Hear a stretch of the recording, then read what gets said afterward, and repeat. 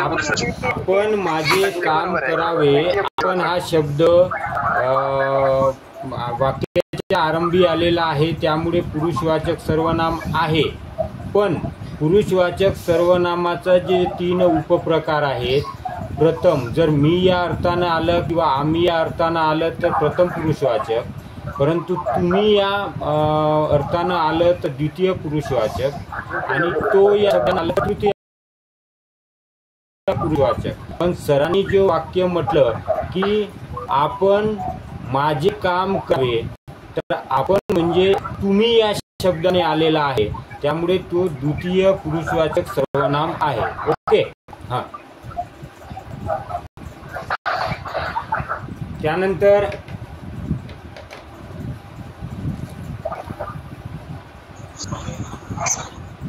झाडावरील तो पक्षी हिरवा आहे, सर्वनामाचा प्रकार कोणता आहे? झाडावरील, हॅलो. हा हॅलो. तो पक्षी हिरवा आहे, झाडावरील तो पक्षी हिरवा आहे, हिरवा आहे, या वाक्यातील सर्वनामाचा प्रकार. हा म्हणजे तो झाडावरील तो पक्षी हिरवा आहे, या वाक्यातील सर्वनामाचा प्रकार. हा म्हणजे तो हा शब्द आहे, तर तो सर्वनामाचा कोणता प्रकार आहे? हा, पुरुषवाचक. नाही सर, पुरुषवाचक नाही. दर्शक. हा, दर्शक सर्वनाम. बरोबर आहे सर. दर्शक. हा, झाडावरील तो पक्षी हिरवा आहे म्हणजे इथे या वस्तूबाबत म्हणजे दर्शवलेला आहे तो, त्यामुळे आपल्यापासून दूर आहे तो पक्षी, त्यामुळे जवळची किंवा दूरची वस्तू दाखवण्यासाठी आपण हा, ही, हे, तो, ती, ते वापरतो. त्यामुळे तो हा जो शब्द आहे तो दर्शक सर्वनामामध्ये मोडते. अगदी बरोबर, छान प्रश्न विचारला. त्यानंतर आपण आता आणखी आहेत का प्रश्न? सर, हो सर, माझ्याकडे एक प्रश्न आहे आणखी. हा, बोल. सर्वनामांना आणखी दुसरं नाव काय? सर्वनामांना असेही म्हणतात, म्हणजे काय म्हणतात? हा, सर्वनामांना दुसरं एक नाव आहे, त्याचं काय म्हणतात? प्रतिनाम. बरोबर सर. आणखी लिंगानुसार बदलणारे सर्वनाम किती असतात? लिंगानुसार बदलणारे सर्वनाम किती असतात? हा क्वेश्चन आणि वचनानुसार तू, तो, हा, जो. वचनानुसार बरोबर आहे. मी, तू, तो, हा, जो. हा, जो. लिंगानुसार 3, वचनानुसार 5. बरोबर आहे.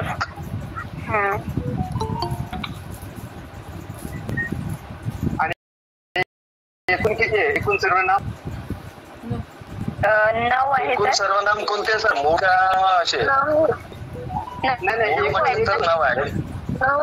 एकूण 9. मूळ.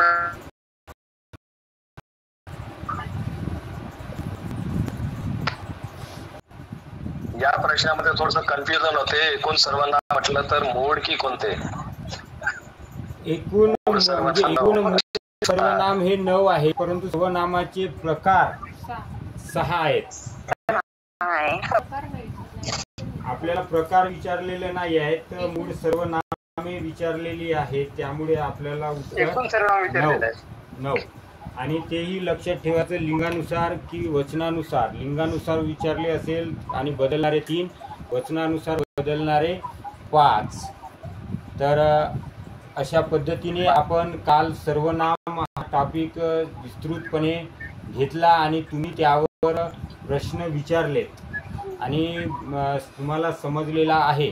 त्याच्यानंतर आपण ज्या शब्दाच्या 8 जाती आहेत, 8 जातींपैकी जे 4 विकारी आहेत आणि 4 अविकारी आहेत, विकारी जातीतला जो 4था जो प्रकार आहे नाम, सर्वनाम, विशेषण आणि क्रियापद.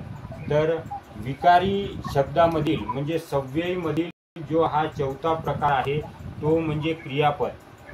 आणि क्रियापद या शब्दाची जर आपण फोड केली तर क्रिया अधिक पद, क्रिया अधिक पद. आणि आपण पद आणि शब्द कशाला म्हणतात ते मागे आपण एकदा बघितलेलं होतं. जसं बदक पाण्यात पोहते, बदक पाण्यात पोहते हे जर एक वाक्य असेल तर यामधील पद कोणतं राहील? पद कोणतं राहील? जसं व्याकरणामध्ये जवळपास पदाला शब्द हा प्रयोग आहे, परंतु जेव्हा पद आणि शब्द याचा जेव्हा आपण फरक करतो तेव्हा मूळ शब्द पाणी आणि पाण्यात, पाण्यामध्ये जो बदल झाला पाण्यात आणि पाण्यात हा जे ते लागण्याच्या पूर्वी जो हा शब्द बदल झाला त्याला सामान्य रूप देखील म्हणतात. परंतु इथं मात्र या क्रियापदामध्ये क्रिया म्हणजे क्रिया करणारा आणि पद म्हणजे शब्द, क्रियावाचक शब्द. परंतु क्रियावाचक शब्द तर प्रत्येक क्रियावाचक शब्द क्रियापद होत नाही. क्रियावाचक शब्द असे आपण क्रियापदाची व्याख्या करू शकतो. त्यासोबतच क्रियावाचक शब्द पण त्याला अर्थपूर्ण करणारा क्रियावाचक शब्द. कोणता?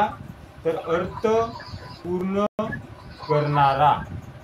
जर असे बरेच क्रियावाचक शब्द आहेत, परंतु त्या क्रियावाचक शब्दाने वाक्याचा अर्थ पूर्ण होत नाही. जोपर्यंत वाक्याचा अर्थ पूर्ण होत नाही तोपर्यंत त्याला क्रियापद म्हणता येणार नाही.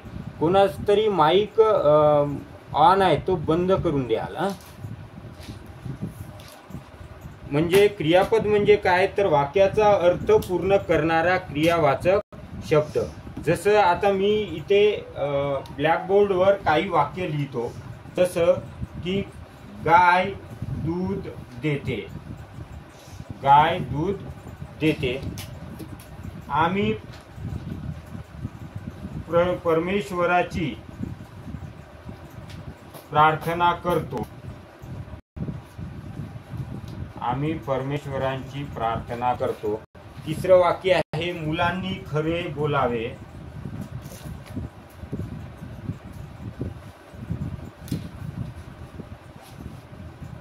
आणि चौथं वाक्य आहे आमच्या संघाने ढाल जिंकली,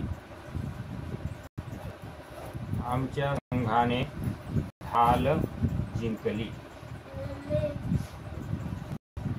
यामध्ये जे 4 वाक्य दिलेले आहेत ही वाक्य वाचल्यानंतर जसं देते, करतो, बोलावे, जिंकली हे जर शब्द आपण गाडून जर वाचलं तर त्या वाक्याचा कोणताही अर्थबोध होत नाही.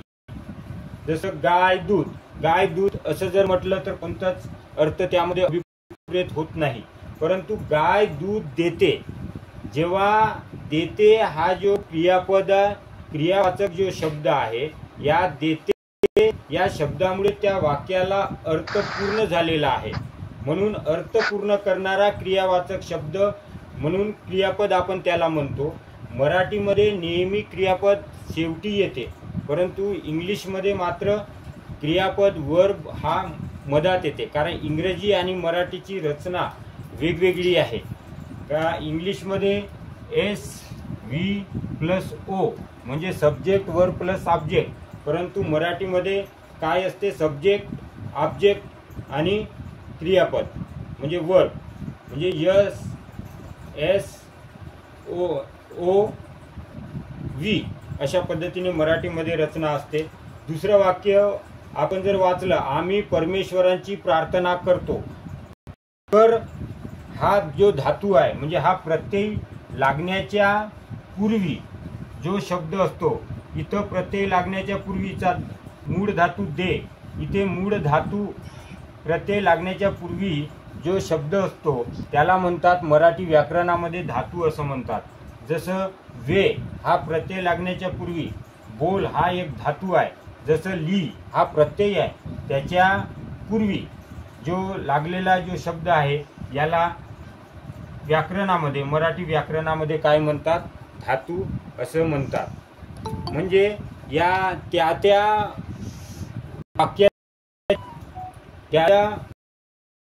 वाक्याचे या क्रियापदामुळे अर्थ पूर्ण झालेला आहे. म्हणून आपल्याला क्रियापदाची व्याख्या करत असताना म्हणता येईल की क्रियापद म्हणजे वाक्याचा अर्थ पूर्ण करणारा क्रियावाचक शब्द म्हणजेच क्रियापद. कारण क्रिया प्लस पद या शब्दाची जर जोड केली तर क्रिया अधिक पद असं होते.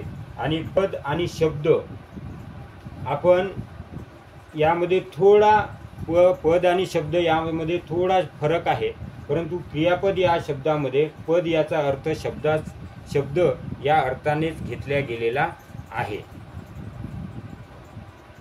ओके.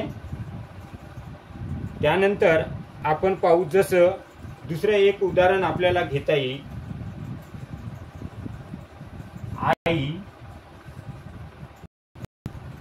आई रोज देवाला जाऊन येते. येतं बघा, या उदाहरणामध्ये हे एक वाक्य आहे, आई रोज देवाला जाऊन येते. इथे दोन क्रियावाचक शब्द दिसून येईल तुम्हाला या वाक्यामध्ये. हे वाक्य वाचल्यानंतर आई रोज देवाला जाऊन येते या वाक्यामध्ये क्रिया दाखवणारे दोन शब्द आहेत. एक म्हणजे जाऊन आणि दुसरा म्हणजे येते. बरोबर आहे. जर समजा या वाक्यामध्ये जर जाऊन हा शब्द नसताच तरी वाक्याचा अर्थ पूर्ण झाला नसता. येथे जाण्याची आणि येण्याची अशा दोनही क्रिया एकाच वाक्यामध्ये दाखवलेली आहे. आई रोज देवाला जाऊन म्हणजे जाण्याची क्रिया दाखवलेली आहे. येते म्हणजे येण्याची क्रिया दाखवलेली आहे. म्हणजे या ठिकाणी दोन क्रिया दाखवितात. जाऊन या क्रियावाचक जो शब्द आहेत त्या वाक्याचा अर्थ पूर्ण होत नाही. समजा येते हा शब्द प्रयोग आहेच नाही आणि वाक्य तुम्ही परत एकदा वाचा, आई रोज देवाला जाऊन, म्हणजे वाक्याचा अर्थ पूर्ण होत नाही. बरोबर. तर त्यामुळे येते हा या ठिकाणी काय आहे? क्रियापद आहे. म्हणजे जेव्हा आपण येते हा शब्द त्या वाक्यामध्ये टाकू तेव्हा त्या वाक्याचा अर्थ पूर्ण होतो. म्हणून इथे जाऊन हा जो क्रियावाचक शब्द दिलेला आहे हा क्रियापद नाही, तर इथं क्रियापद कोणता येईल? मग येते हा इथे काय होईल? क्रियापद होईल. कारण की येते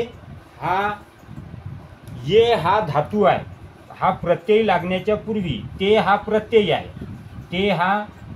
आहे, परंतु ये हा काय आहे? धातू आहे. या धातूला ते हा प्रत्यय लागलेला आहे आणि क्रियापद बनलेला आहे. त्यामुळं इथे जाण्याची आणि येण्याची दोन जरी क्रिया दिसत असले तरी परंतु मुख्य क्रियापद मात्र येते आहे. आणि येते हा क्रियापद असून ते हा त्यामधील प्रत्यय आहे आणि ये हा धातू आहे. जसे वरील आपण जे वाक्य वाचले, मुलांनी खरे बोलावे, तर बोल हा धातू आहे. त्यामध्ये आम्ही परमेश्वराची प्रार्थना करतो, कर हा धातू आहे, त्याला प्रत्यय लागलेला आहे. गाय दूध देते, दे हा प्रत्यय आहे, म्हणजे दे हा मूळ धातू आहे, ते हा प्रत्यय आहे. पण तिथे एकच क्रियापद आहे आणि त्याच क्रियावाचक शब्दाने वाक्याचा अर्थ पूर्ण होत आहे. परंतु इथं जो शब्द जो वाक्य लिहिला, आई रोज देवाला जाऊन येते, इथं जाण्याची आणि येण्याची क्रिया आहे, परंतु येते हा शब्दप्रयोग जर त्या वाक्यामध्ये नसेल तर मात्र वाक्याचा अर्थ पूर्ण होत नाही. म्हणून येते हा त्यामधला मुख्य क्रियापद आहे. म्हणजे जाऊन आणि येते हे दोनही जरी क्रियावाचक असले तरी जाऊन या शब्दाने त्याचा अर्थबोध होत नाही, येते या शब्दाने त्याचा अर्थबोध होते. तर येते ते हा प्रत्यय आहे, ये हा धातू आहे. म्हणजे क्रियापदातील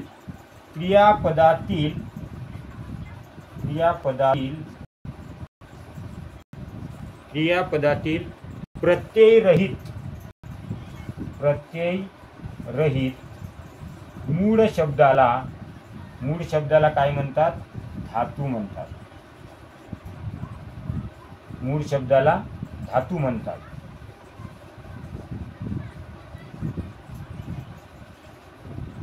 ओके. तर मराठीमध्ये बऱ्याचदा आपण वाचन करत असताना किंवा आपण ज्यावेळेस लहान होतो त्यावेळेस शिकताना जे देणे, खाणे, झोपणे, उठणे, बसणे म्हणजे ने जर शेवटी येत असेल तर आपण त्याला क्रियापद असं समजायचं, असं आपण शिकलो लहानपणी. परंतु म्हणजे त्या धातूला ने हा प्रत्यय लावून म्हणजे बोलण्याची ते रूपे आहेत. म्हणजे देणे, करणे हे क्रियापदे नाही आहेत, तर ते क्रियावाचक नाम आहेत. ओके.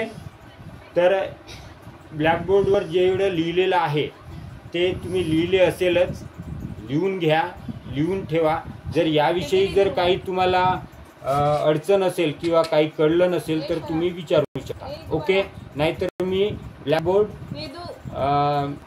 साफ करतो, पुसतो. सर काही अडचण?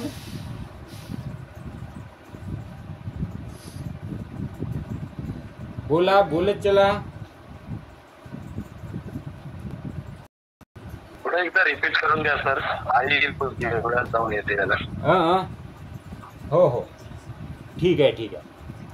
तर क्रियापद हा, याची जर या शब्दाची फोड केली तर क्रिया प्लस पद.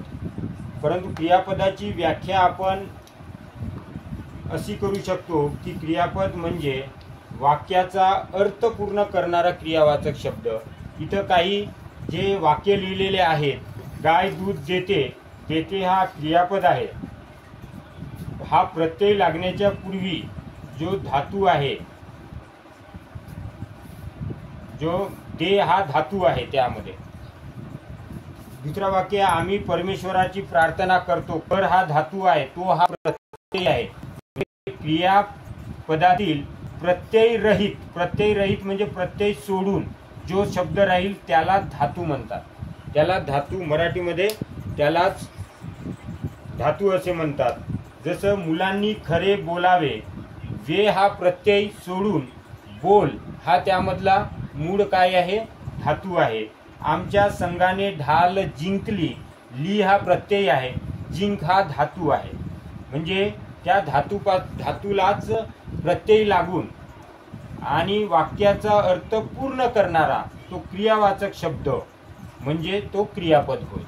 आता जसं एक उदाहरण दुसरं घेतलं आपण, आई रोज देवाला जाऊन येते, म्हणजे इथे दोन क्रियावाचक शब्द आहे. एक तर जाण्याची क्रिया आहे आणि येण्याची क्रिया आहे, बरोबर. परंतु जाऊन या शब्दानं वाक्याचा अर्थ बोध पूर्णपणे होत नाही. जोपर्यंत येते हा शब्द या वाक्यामध्ये लावत नाही, जोडत नाही, तोपर्यंत त्याचा अर्थ पूर्ण होत नाही. म्हणजे येते हा त्यामधला मुख्य मूळ काय आहे? क्रियापद आहे. मग आता जाऊन हा काय आहे? तर जाऊन हा क्रियावाचक शब्द आहे. जाऊन हा काय आहे? क्रियावाचक शब्द आहे. परंतु या क्रियावाचक शब्दानं वाक्याचा अर्थ काही पूर्ण होत नाही. येते हा क्रियापद आहे, तर मग क्रियापदातील प्रत्यय रहित जो शब्द आहे ये हा काय आहे? धातू आहे. आणि ते हा काय आहे? प्रत्यय आहे. म्हणजे शब्दाच्या नंतर लागलेला तो म्हणजे प्रत्यय, आणि जर शब्दाच्या पूर्वी जर लागत असेल तर त्याला उपसर्ग म्हणतात, बरोबर. तर क्रियापदातील प्रत्ययरहित मूळ शब्दाला काय म्हणतात? धातू म्हणतात. आणि मराठीमध्ये बऱ्याचदा खाणे, घेणे, झोपणे, उठणे, बसणे असे जे क्रियावाचक शब्द आहेत, तर ते क्रियावाचक म्हणजे ते क्रियापद नसून ते क्रियावाचक नामे आहेत, जे आपण लहानपणी त्या पद्धत म्हणजे आपल्याला लक्षासाठी आपण ने प्रत्यय लागला तर ते क्रियापद आहे असं आपण ज्यावेळेस म्हणायचो किंवा शिकलो, तर ते क्रियावाचक नामे आहे असं मला म्हणायचं आहे. ओके सर, समजलं? ओके सर, आता समजलं. ओके चला, हे पुसू सर, मग पुसू का? ठीक आहे. ओके ओके, बोलत चला. बोलल्यानं आपल्याला म्हणजे तुम्ही ऐकत आहेत बा असं नाही का, समज छान होईल, नाहीतर मीच बोलत राहायचा. तर आपण आता पाहू, आता जे धातू व्याकरणामध्ये मराठीमध्ये जे क्रियापदा व्यतिरिक्त म्हणजे क्रियापदातील प्रत्ययरहित जो मूळ शब्द आहे त्याला धातू म्हणतो. तर आपण आता धातू साधिते कशाला म्हणतात?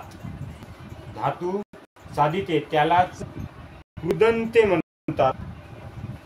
तर ते कशाला म्हणतात ते आपण बघूया. धातू साधिते म्हणजे धातूपासून जे बनतात त्याला धातू साधिते म्हणतात. म्हणजे शब्दशः जर अर्थ आपण जर पकडलं तर बरोबर आहे. जसं धातूपासून साधित म्हणजे साधने, साधित म्हणजे काय? साधने, साधने, बांधणे, जोडणे असं. आणि त्यालाच मराठी व्याकरणामध्ये म्हणजे संस्कृत मधला शब्द आहे कृदंते असं म्हणतात. धातू साधिते जे शब्द आहे त्याला संस्कृतमध्ये कृदंते म्हणतात.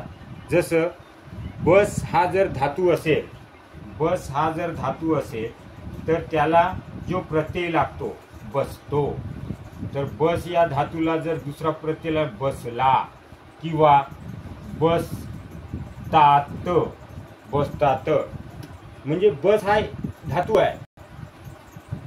मी खाली लिहूनही घेतो म्हणजे तुम्हाला समजून जाईल. बस हा धातू आहे आणि धातूच्या समोर जो लागला हा जो आहे तो प्रत्यय आहे. इथंही तसंच, बस हा धातू, ला हा प्रत्यय. कारण की वेगवेगळ्या वर्तमान काळ, भूतकाळ आणि भविष्य काळामध्ये आपण वेगवेगळ्या क्रियापद घेतो.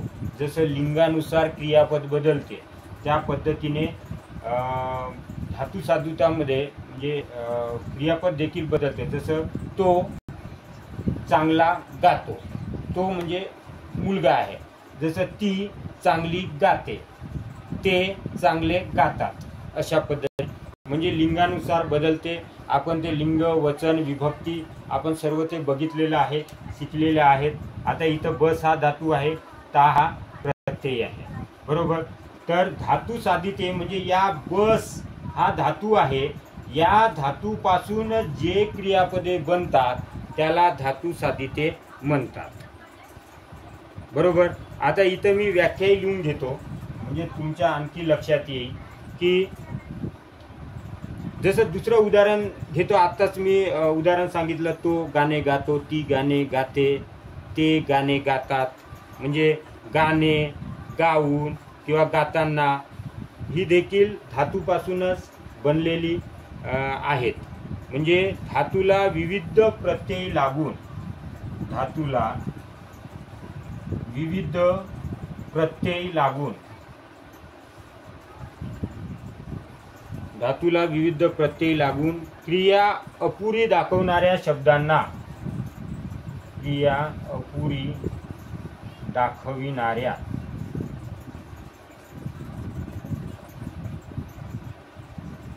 शब्दाला, धातूला विविध प्रत्यय लागून क्रिया अपुरी दाखवणाऱ्या शब्दांना धातू साधिते, धातू साधिते किंवा कृदंते म्हणतात,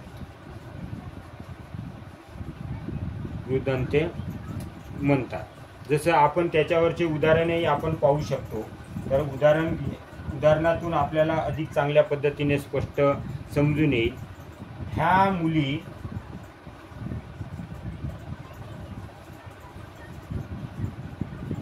पूर्वी फार चांगल्या गात.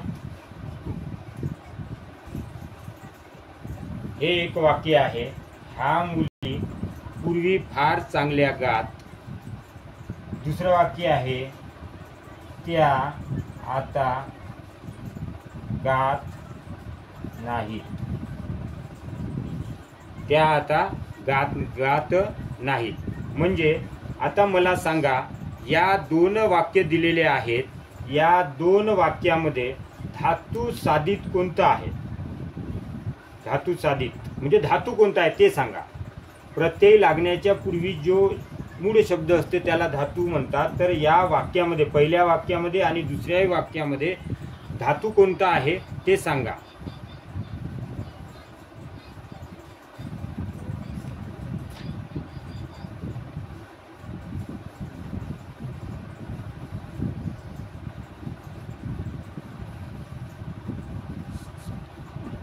हॅलो सर, पहिला वाक्य आणि दुसरा वाक्य दिसत आहे का सर? ह्या मुली पूर्वी फार चांगल्या गात. ह्या आता गात नाही. तर पहिल्या वाक्यात आणि दुसऱ्या वाक्यात मूळ धातू कोणता आहे ते सांगायचं आहे. माईक ऑन करा आणि कोणतरी सांगा मूळ धातू कोणता आहे. गा. हा, म्हणजे मूळ धातू काय आहे? गा. मूळ धातू कोणता आहे?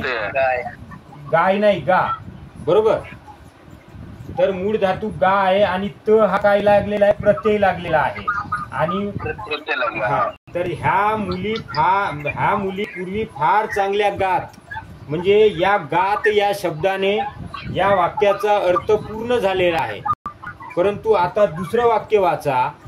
त्या आता गात नाहीत. तर इथे देखील गात हा शब्द आहे, इथं देखील गात आहे. पहिल्या वाक्यामध्ये वाक्याचा अर्थ पूर्ण होत आहे, परंतु दुसऱ्या वाक्यामध्ये अर्थ पूर्ण होत आहे का ते बघा. त्या आता गात नाहीत. म्हणजे इथे जो गात आलेला आहे हा क्रियावाचक शब्द दाखवत आहे. म्हणजे क्रियापदाचा म्हणजे वाक्याचा अर्थ पूर्ण करत नाही आहे. त्यामुळे या दुसऱ्या वाक्यामध्ये म्हणजे या वाक्यात गात हा केवळ हा काय होईल? धातू साधित होईल.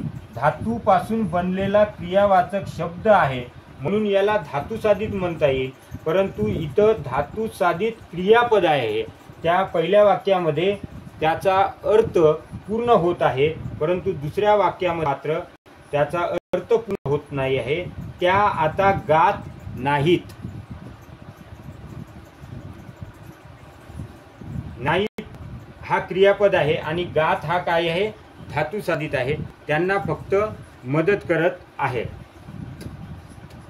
तर त्याचे आणखी पुढं आणखी वाक्य आहेत. तर यामध्ये काही न समजलेलं आहे का? म्हणजे सरळ आहे. सोप्या भाषेत असं आहे की ज्या धातू साधित त्याला म्हणतात की धातूपासून ते बनलेले आहेत, परंतु त्या धातू साधित बनलेल्या शब्दाने वाक्याचा अर्थ पूर्ण होत नाही, त्याला ते धातू साधित म्हणलेले आहे. जसं पहिल्या वाक्यामध्ये ह्या मुली फार पूर्वी चांगल्या गात, याच्यानं वाक्याचा अर्थ पूर्ण होत आहे, पण ते दुसऱ्या वाक्यामध्ये मात्र अर्थ पूर्ण होत नाही आहे. नाहीत हा क्रियापद आहे आणि गात हा फक्त गात हा धातू साधित आहे. या शब्दानं, या क्रियावाचक शब्दानं त्याचा वाक्याचा अर्थ पूर्ण होत नाही. परंतु क्रियापदाची व्याख्या आपण काय केली की वाक्याचा अर्थ पूर्ण करणारा क्रियावाचक शब्द असेल तरच त्याला क्रियापद म्हणतात, नाहीतर ते काय होईल? धातू साधित होईल. Okay sir? ओके का? Okay sir. Okay sir. हां हां. जसं आता हे पुसू सर, मी पुसू. यस. आता दुसरे एक काही शब्द लिहितो, त्याच्यावरून तुम्हाला आणखी समजून येईल. बघा इकडे काही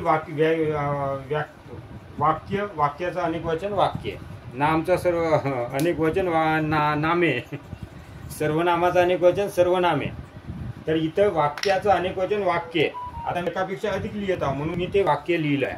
हसणाऱ्याकडे आपण लक्ष देऊ नये.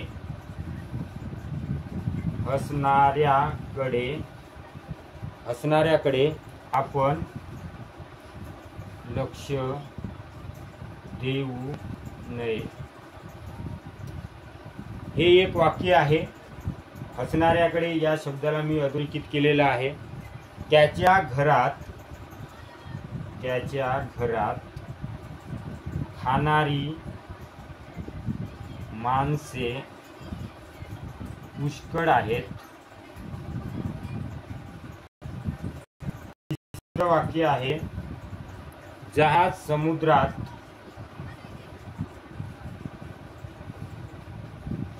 समुद्रात बुडताना मी पाहिले.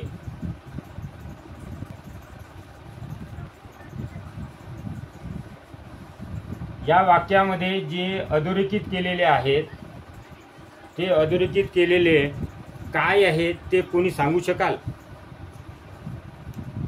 पहिल्या वाक्यामध्ये हसणाऱ्याकडे आपण लक्ष देऊ नये. दुसऱ्या वाक्यात त्याच्या घरात खाणारी माणसे पुष्कळ आहेत. जहाज समुद्रात बुडताना मी पाहिले. असे 3 वाक्य आहेत. त्या वाक्यामध्ये पहिल्या वाक्यामध्ये हसणारा, दुसऱ्या वाक्यामध्ये खाणारी, तिसऱ्या वाक्यामध्ये बुडताना. तर हे शब्द नेमके काय दाखवतात?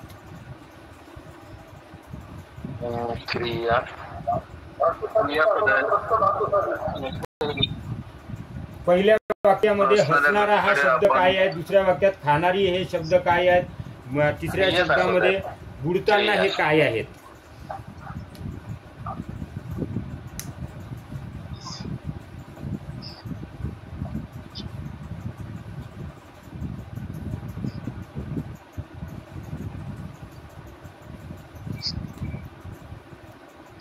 आपण ज्यावेळेस विशेषण हा जो टॉपिक शिकला ते विशेषणामध्ये आपण शिकलेलं होतं. एक वाक्य घेतलेलं होतं, श्रीमंत माणसांना गर्व असतो. बरोबर आहे. तर त्या वाक्यामध्ये श्रीमंत हे काय आहे?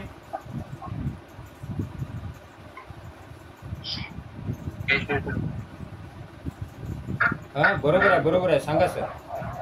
विशेषण. श्रीमंत माणसांना गर्व असतो म्हणजे माणसांना ते नाम आहे आणि श्रीमंत हा विशेषण आहे. तर इथं हसणाऱ्याकडे आपण लक्ष देऊ नये.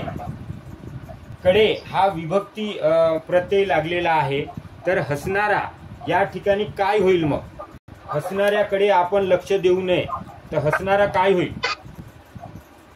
तर श्रीमंत माणसाला गर्व नाही. जसं श्रीमंत माणसांना गर्व असतो, श्रीमंत हे विशेषण आहे आणि त्या विशेषणापासून जेव्हा नाम आपण बनवतो ना तेव्हा विशेषणाचा वापर नाम म्हणून झाला पाहिजे. जसं त्याचा विशेषणाचा नाम म्हणून करत असताना काय म्हणतो की श्रीमंतांना गर्व असतो. तर इथं तसंच आहे. म्हणजे विशेषण नाही तर इथे हे हसणारा एक क्रियावाचक नाम आहे.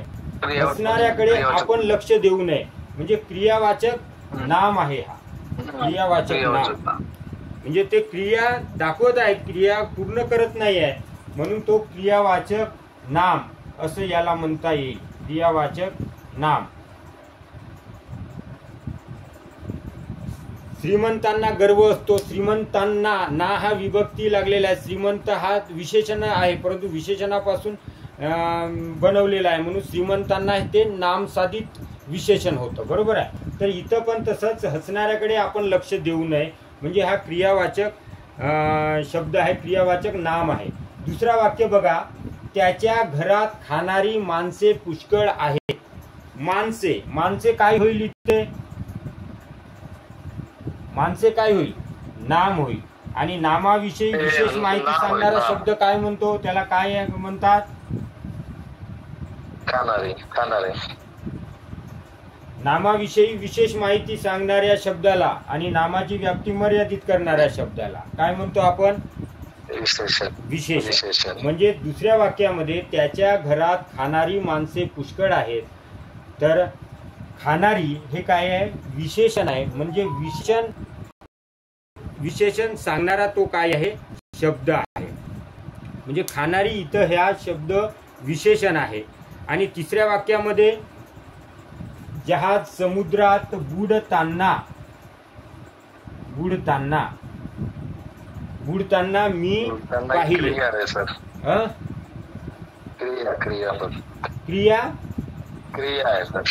क्रिया दर्शवणारा शब्द आहे, म्हणजे तो क्रिया विशेषण आहे. क्रिया विशेषण आहे. काय आहे? क्रिया विशेषण आहे.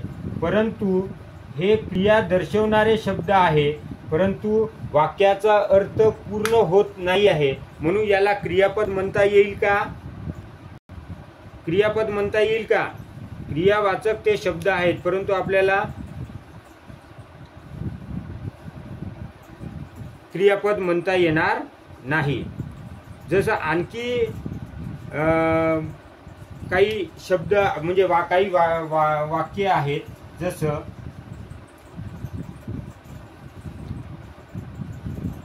रावण दुष्ट होता. याच्यामध्ये क्रियापद कोणतं आहे ते सांगा.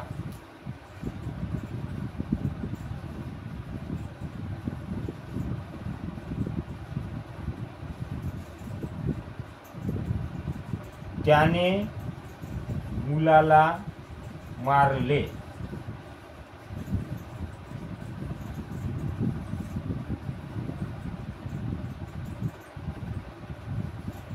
राम राजा झाला. हे जे 3 वाक्य आहेत, या 3 वाक्यामध्ये पहिल्या वाक्यामध्ये होता आहे क्रियापद, दुसऱ्या वाक्यामध्ये मारले आहे, तिसऱ्या वाक्यामध्ये क्रियापद कोणता आहे? झाला आहे.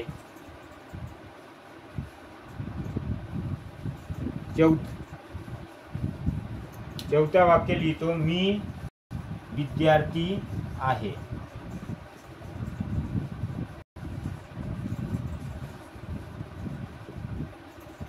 पहिल्या वाक्यात होता हा क्रियापद, दुसऱ्या वाक्यामध्ये मारले, तिसऱ्या वाक्यामध्ये झाला आणि चौथ्या वाक्यामध्ये आहे.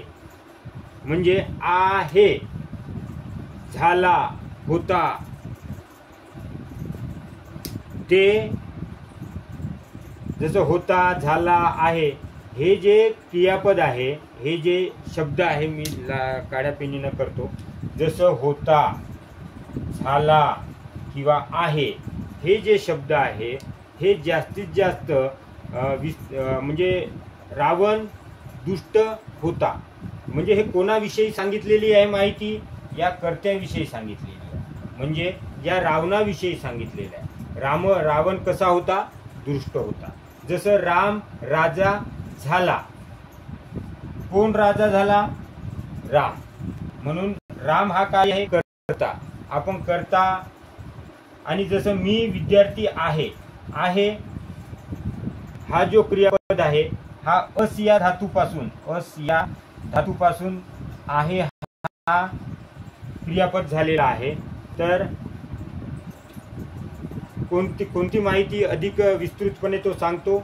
मी विद्यार्थी आहे, म्हणजे आपल्या स्वतःविषयी तो माहिती सांगत आहे. तर असे जे काही धातू आहेत, जसं होता, झाला, आहे, हे ते कर्त्याचे स्थित्यंतर दाखवते, कर्त्याची स्थिती दाखवते. हे काय दाखवते? कर्त्याची स्थिती दाखवते. त्यामध्ये हा उदाहरण नका लिहू, त्याने मुलाला मारले, हे हा वाला नका लिहू. हे जे होता, झाला आणि आहे हे काय दाखवते? कर्त्याची स्थिती दाखवते. म्हणून त्याला स्थित्यंतर असं देखील म्हणतात. स्थित्यंतर.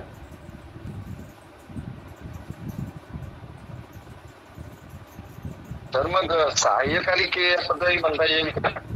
ते क्रियापदाचे प्रकार आहेत ते आपण समोर पाहणारच आहोत.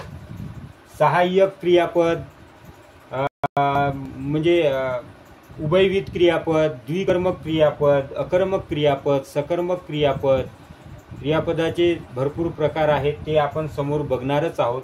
विधानपूरक म्हणजे हे विधानपूरकचे उदाहरण आहेत बरं का.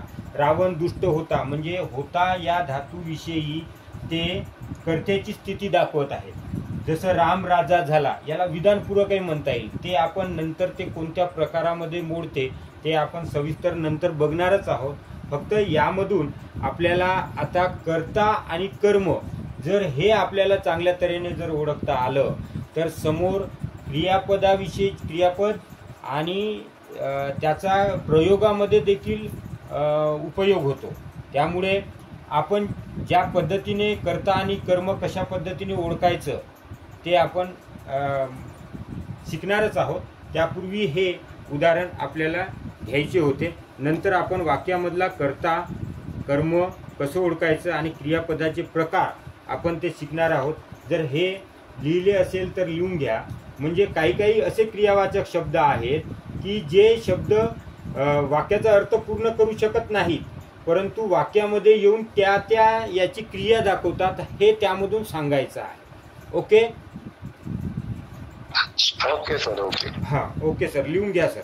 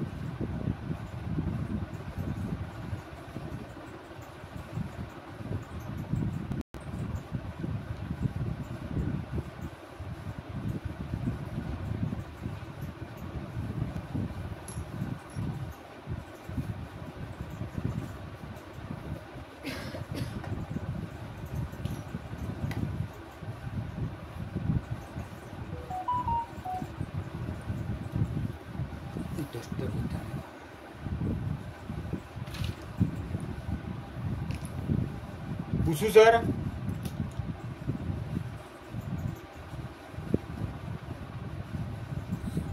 सर पुसू का? पुसा सर.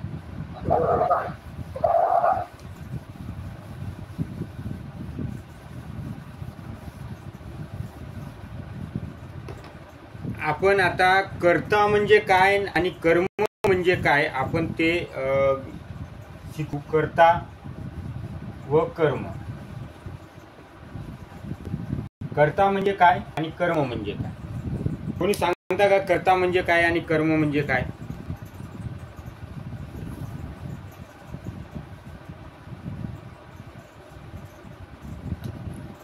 कर्ता या शब्दामध्ये त्याचा अर्थ आहे.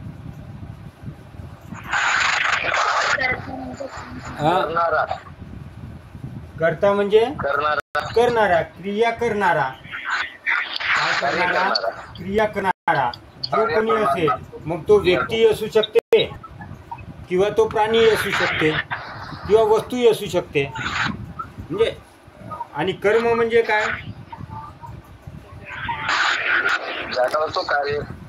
हा कर्म म्हणजे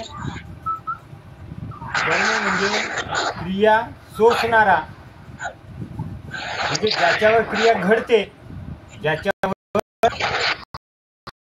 क्रिया घडते तो म्हणजे कर्म. म्हणजे क्रिया तो सोसते, म्हणजे क्रिया सोसणारा म्हणजे तो कर्म. आता जसं मी इथे काही वाक्य लिहितो, जसं रामा आंबा खातो. रामा आंबा खातो हा एक वाक्य आहे.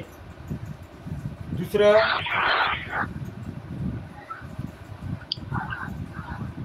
मी बैलाला मारले.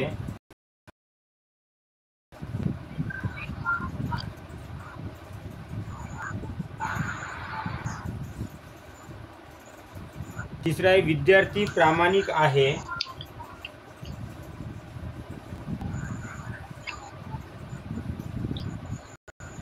विद्यार्थी प्रामाणिक आहे. आणि चौथं आहे वाक्य मला दूध आवडते.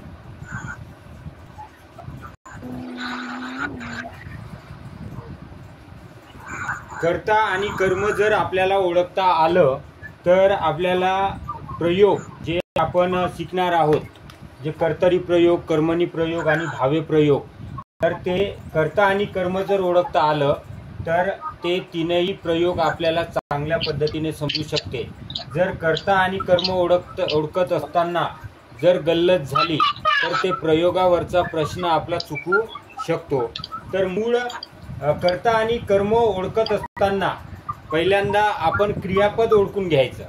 तर रामा आंबा खातो या वाक्यामध्ये क्रियापद कोणतं आहे? क्रियापद कोणतं आहे? खातो. हा, खातो. क्रियापद हा खातो आहे. तर याच्यामधला धातू कोणता आहे?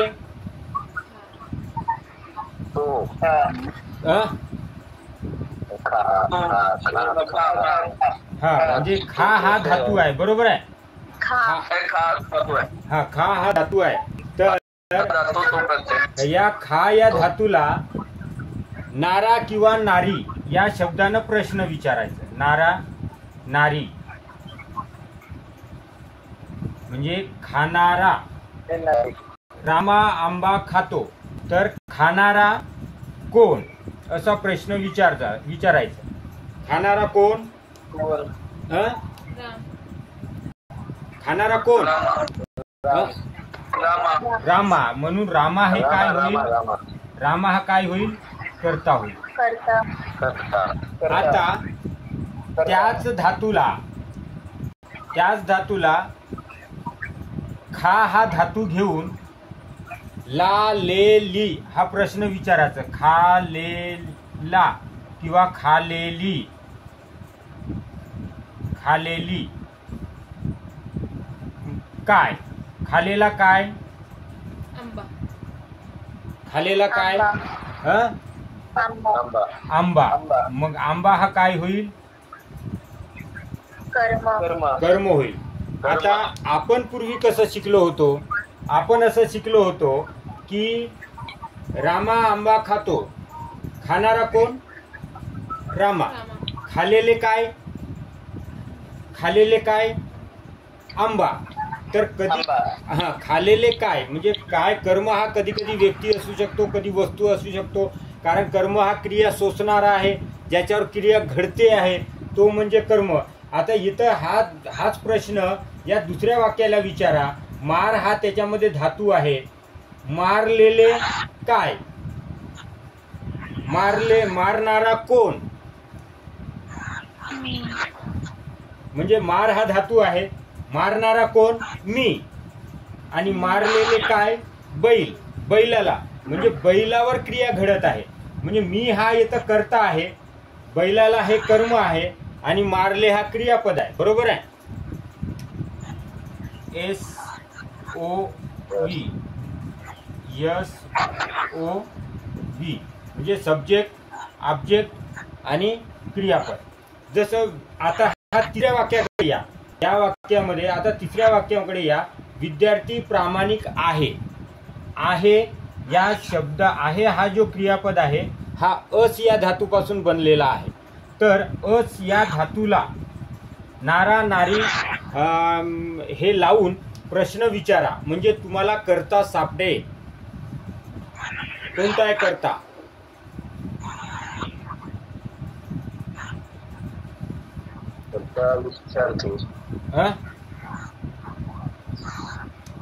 म्हणजे असणारा कोण? असणारा कोण? असणारा कोण? विद्यार्थी. विद्यार्थी हा काय होईल मग? कर्ता. हा. आता नाही का याच्यामध्ये कर्म कोणता आहे ओळखा.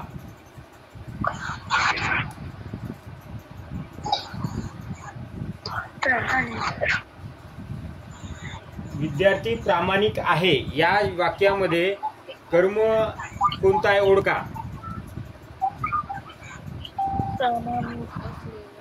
प्रामाणिक हं? प्रामाणिक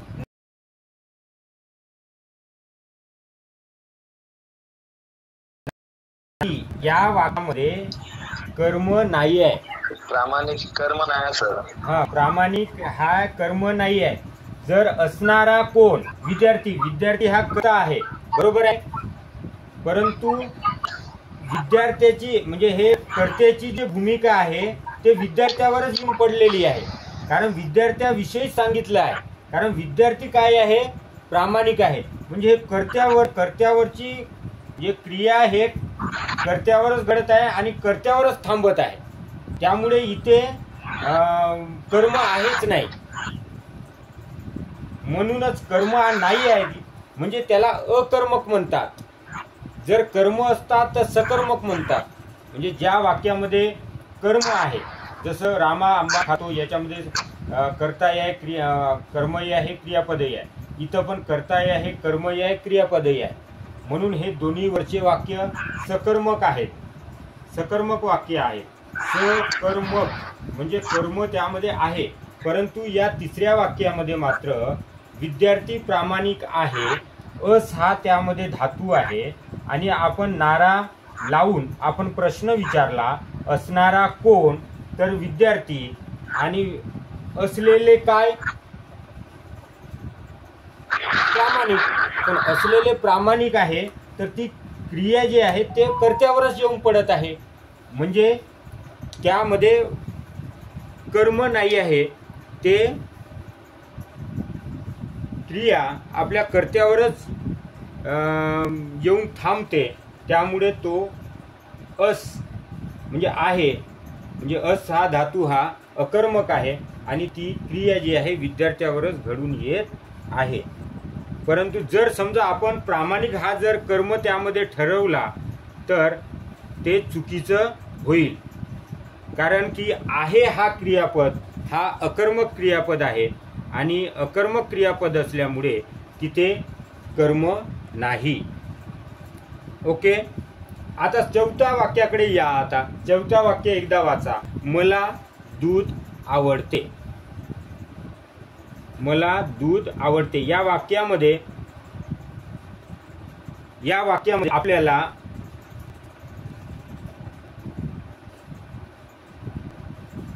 क्रिया म्हणजे कर्ता कोणता आहे आणि कर्म कोणता आहे आणि क्रियापद कोणता आहे ते मला सांगा एकदा.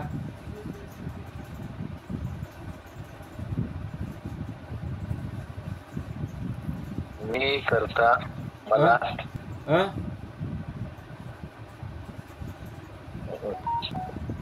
नाही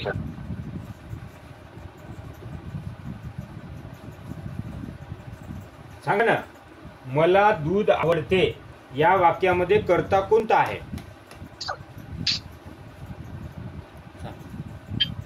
दूध आवडते तर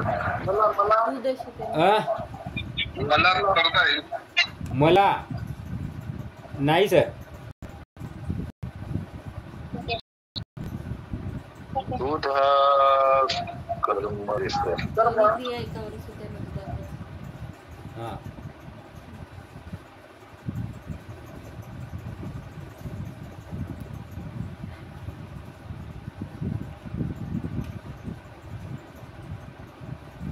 उज्ज्वल सर, कर्ता कोणता आहे यामध्ये? मला दूध आवडते या वाक्यामध्ये कर्ता कोणता आहे?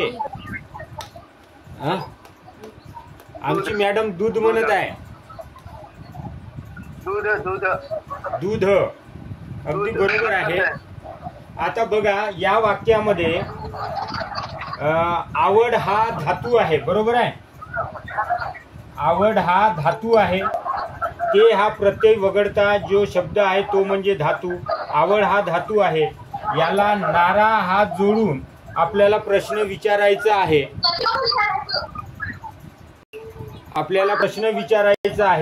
परंतु आवडणारा कोण असं आपल्याला प्रश्न विचारता येणार नाही. कारण की दूध हा काय आहे? पदार्थ आहे आणि ते पदार्थ असल्यामुळे वस्तू आहे. वस्तूला आपण कोण असं म्हणू का? म्हणजे आवडणारा काय असं प्रश्न विचारावा लागेल. तर ज्या वेळेस नारा नारी यानं जेव्हा प्रश्न विचारतो तेव्हा सापडणारा जो कोणी असेल तो म्हणजे कर्ता राहणार. आता आवडणारा काय, इथे आवडणारा काय, दूध. आवडणारा काय, दूध. तर त्यामुळे इथे कर्ता काय होईल, दूध होईल. ओके. आता दुसरा उदाहरण आणखी घेता येईल आपल्याला. राजाला मुकुट शोभतो. राजाला मुकुट शोभतो या वाक्यामध्ये कर्ता सांगा. आता इथं मला दूध आवडते, आवडणारा काय, दूध. आणि यामध्ये कर्ता नाहीच, म्हणजे कर्म नाही, म्हणून आवड हा अकर्मक धातू आहे, म्हणून त्याला अकर्मक क्रियापद देखील म्हणतात. कारण हे जे दोन वाक्य आहेत त्यामध्ये अकर्मक आहेत. अकर्मक, अ म्हणजे नाही, कर्म नाही, कर्म नाही. आता हा पाचवं वाक्य वाचा. राजाला मुकुट शोभतो या वाक्यामध्ये कर्ता कोणता आहे,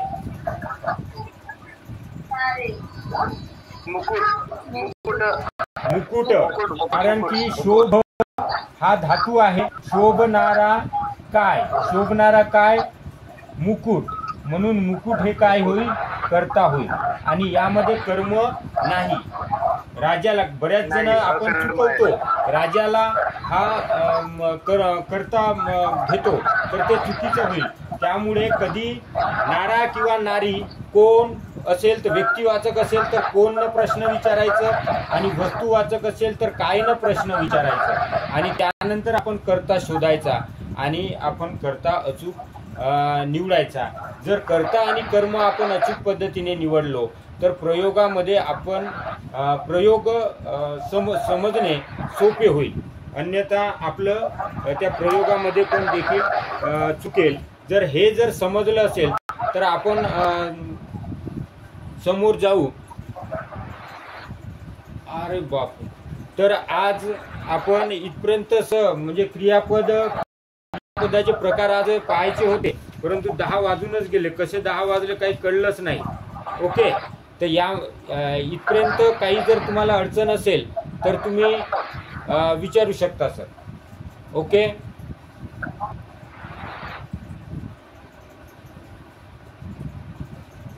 म्हणजे आपण शेवटच्या शब्दाला तो प्रश्न विचारला, नारी नाराने त्याला रीती वाचत काय म्हटलं होतं, कोणतं जसं राजाला मुकुट शोभतो. राजाला मुकुट शोभतो. शोभणारा काय प्रश्न विचारलाय. हा शोभणारा काय, शोभणारा कोण नाही म्हणता येईल. विचारायचं हा शोभणारा काय, कारण ती वस्तू आहे ना, वस्तू आपण काय नाही विचारतो ना. हा शोभणारा काय तर मुकुट. तर म्हणून मुकुट हा या ठिकाणी काय होईल, कर्ता होईल. आता दुसरं एक उदाहरण सांगू का. त्याला थंडी वाजते या वाक्यामध्ये कर्ता कोणता आहे, ओळखा.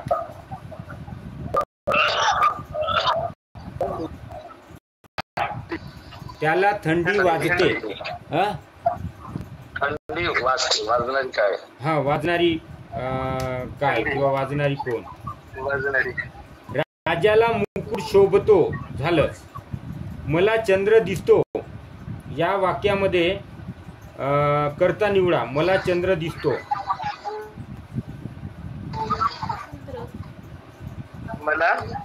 मला चंद्र दिसतो.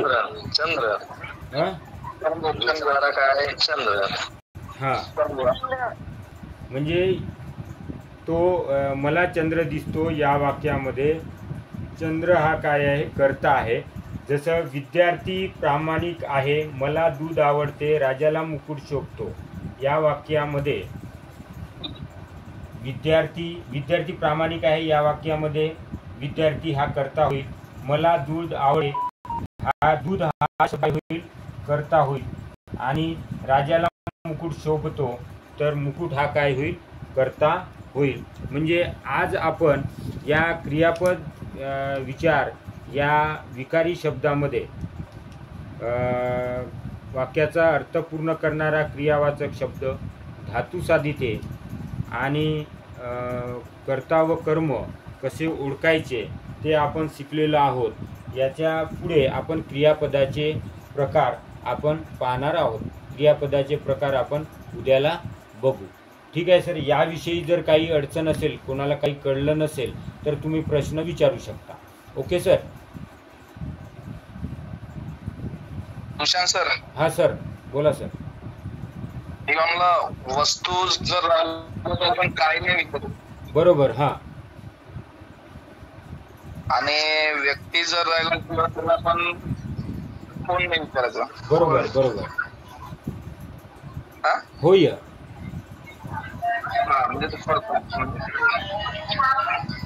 म्हणजे नारा नारी जेव्हा लावू आपण तेव्हा कर्ता सापडेल तुम्हाला, किंवा ला ली ले न जेव्हा आपण प्रश्न विचारू तेव्हा आपल्याला कर्म सापडेल.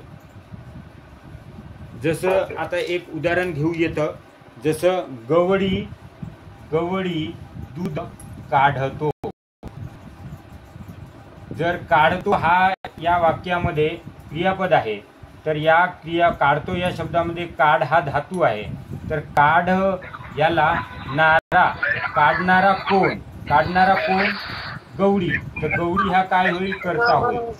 आणि काढलेले, काढलेले काय, काढलेले काय, हा तर दूध, तर दूध हे काय होईल, येतं कर्म होईल, कर्म होईल. असं. ओके. म्हणजे तुम्ही कधी कोणताही प्रश्न विचारू शकता, काय नाही विचारू शकता, पण काढ नारा लागला आहे का लेले लागला आहे ते बघायचं. लेले लागला असेल तर तो कर्म राहील, नारा लागला असेल तर तो कर्ता राहील. ओके. सांगा एकदा, परत सांगा एकदा. हा एक हा वाक्य आहे, गवळी दूध काढतो.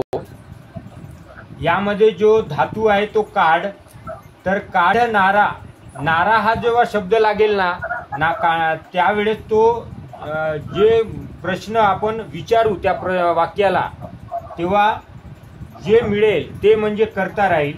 काढणारा कोण, गवळी, म्हणून तो कर्ता राहील.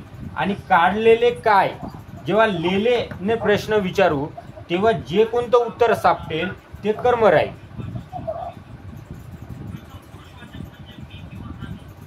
Okay sir.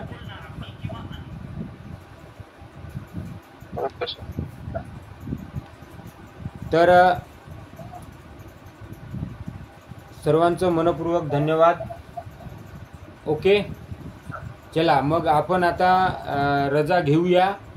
उद्या आपण क्रियापदाचे प्रकार पाहूया. आणि याविषयी जर काही अडचण असेल तर तुम्ही विचारू शकता. Okay okay okay.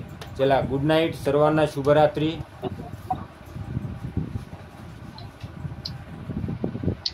सगळ्यांना शुभरात्री sir. Good night. Good night. Good night. Good night.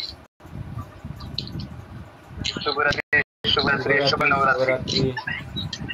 शुभ नवरात्री.